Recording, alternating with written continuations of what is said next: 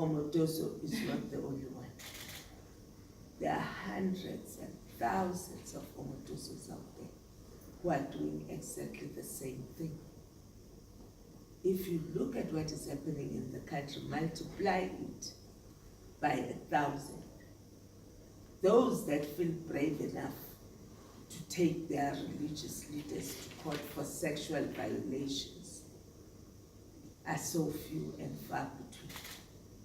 A lot of them would come to the CRL Commission and say, you know, Mama, I just wanted to tell you this. I needed a safe place to tell you. I can't even tell my husband because he's not aware that I've been sleeping with the pastor because he said he could heal me if I sleep with him. What you know is the tip of an iceberg. And when we say people need a safe space with enough authority and legislation, people think this woman is just, you know, cruel and hard and difficult. But if you were to know half of what I know, you'd ask for worse.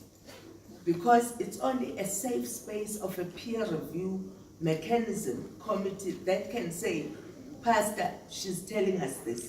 And most of these women would feel, and men, young men, would feel brave enough to go to a safe space of fellow religious leaders and tell them what is happening to them.